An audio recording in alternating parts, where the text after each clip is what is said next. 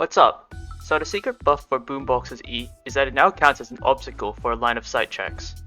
If a player tries to damage another player standing on the other side of the shield using an ability that checks line of sight, the shield will negate that damage. This can only be circumvented if both players are on the same side. So let's talk about how a line of sight check works in its simplest form, and if you already know that, you can skip to here for ability interactions. A line of sight check determines if there are any obstructions between two targets. If there's no obstacle such as a wall in between, then the check passes and its effects go through. If there is an obstacle in between, the check fails and nothing will happen. Some fighting abilities use line of sight checks and others don't. Subspace's finisher, for example, can pull you through walls since it doesn't use one. On the other hand, a banhammer finisher can't grab you through the wall since it uses a line of sight check. Now let's talk about which fighter's abilities get affected by this new change. Starting with Sword, his primary, Q, and E can be blocked.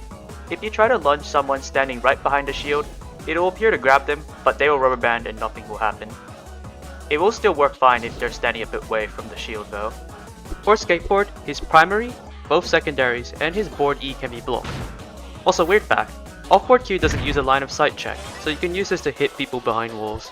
For Biograph, only his primary can be blocked. For Katana, his primary, secondary, and the slash of his E can be blocked. Pretty significant since you can miss out on mark procs with this change. Banhammer was impacted the most with these changes. His primary, secondary, Q, E, and finisher can be blocked. Also, if you try to execute someone with judgment, a Boombox can walk in with his shield to deny the execute and reset. For Rocket, his E is partially blocked. The direct damage won't register, only the splash damage does. This ability used to pierce Boombox's shield, so it's a noticeable change. For Hyper Laser, the first blast of his secondary is blocked, but the second works as normal. The first blast also won't pierce. And for those concerned, Hyper's finisher still refunds the shot. Shuriken's primaries no longer randomly go through the shield, and his secondary can get blocked. Next. Scythe's primary, Scythe E, and her gun Q no longer goes through the shield. Not too sure about Scythe Q, but we'll just put it in here. And last but not least, Boombox. His primary can now be blocked, and he won't get charges if you block it. There were 3 abilities that were unaffected by these changes.